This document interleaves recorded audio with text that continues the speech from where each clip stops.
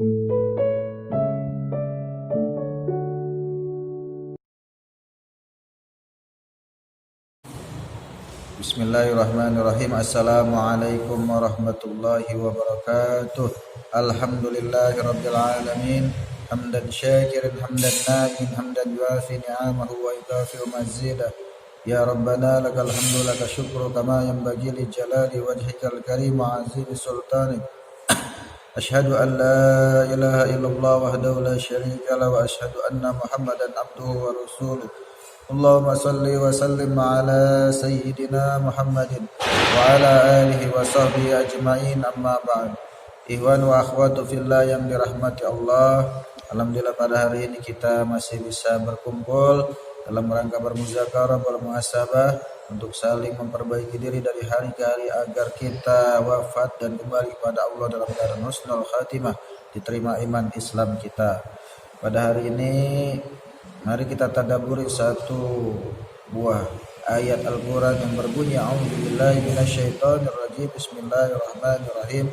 Khatamallahu ala qulubihim wa ala sam'ihim wa ala absarihim gisawatu wa lahum adzabun adzim.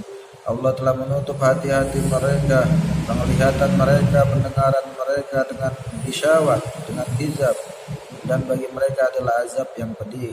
Ayat ini diturunkan karena sebab kekufuran kafir Quraisy saat itu, di mana kebenaran yang disampaikan oleh Nabi kita Muhammad sallallahu alaihi wasallam ditolak dengan penuh keangkuhan dan kesombongan, sehingga Allah menyinggungnya dalam ayat tadi, dalam ayat tersebut, di mana Allah telah menutup hati-hati mereka, pendengaran mereka, penglihatan mereka dengan hijab, dengan penghalang, dengan tabir yang membuat mereka sulit sekali untuk bisa menerima kebenaran dari Allah dan Rasulnya. Na'udzubillah summa na'udzubillah min dzalik. Mudah-mudahan kita tidak termasuk orang-orang seperti itu. Untuk itu bagi kita, agar tetap bisa mengambil hikmah, iktibar, pelajaran, agar kita tidak menjadi atau memiliki sifat-sifat kekufuran seperti mereka, di mana Allah telah menutup hati-hati mereka. Pengertian Allah telah menutup hati-hati mereka karena semua terjadi akibat dari kekufuran dan kecenderungan hatinya untuk menolak kebenaran Islam, karena gengsi, karena merasa diri paling tinggi dan tidak mau mendengar apa-apa yang keluar dari lisan Nabi kita Muhammad sallallahu alaihi wasallam. Ikhwan wa akhwatu fillah yang dirahmati Allah, pada saat ini juga banyak orang-orang yang kemudian mirip bertasabuh mengikuti sifat-sifat kekufuran yang pernah terjadi pada saat kafir Quraisy menentang dakwah Nabi Muhammad sallallahu alaihi wasallam.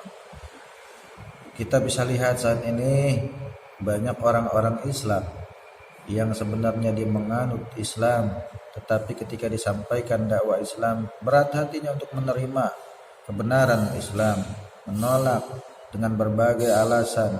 Dengan alasan ini bukan Arab, ini bukan negeri Islam, tidak cocok diterapkan aturan Islam, tidak cocok untuk ditegakkan sistem ajaran Islam di negeri ini. Nauzubillah summa nauzubillah min dzalik.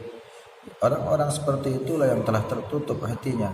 Untuk itu mari kita senantiasa berdoa kepada Allah agar tidak menjadi orang-orang yang tertutup hatinya dari kebenaran ajaran Islam, sehingga kita menjadi orang-orang yang beruntung, orang-orang yang terbebas dari penyakit hati, yaitu penyakit hati yang ada dalam dirinya berupa kesombongan, keangkuhan, dan segala bentuk penyakit-penyakit hati yang membuat dirinya hina di mata Allah.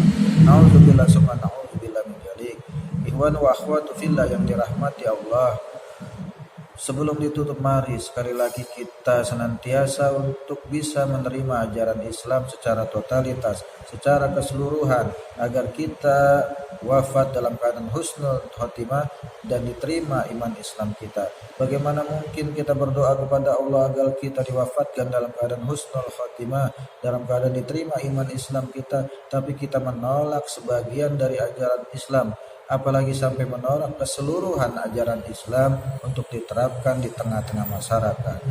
Kesimpulan dari pembahasan kita kali ini yaitu mari kita hindari sifat-sifat kekufuran, kita hindari segala sifat-sifat yang menolak kebenaran ajaran Islam, agar hati kita dibukakan hijab oleh Allah, sehingga tidak ada lagi batas antara kita dengan Allah, sehingga Allah akan menurunkan cahaya ke dalam hati kita, sehingga kita menjadi orang-orang yang khusyuk, orang-orang yang senantiasa menerima kebenaran Islam yang bersumber dari Al-Quran dan hadis, sekalipun seluruh manusia menolaknya.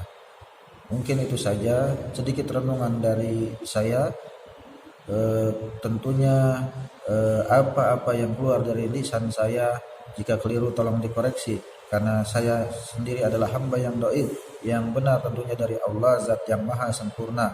Wallahul muwafiq ila aqwamit thoriq. Summa assalamu alaikum warahmatullahi wabarakatuh.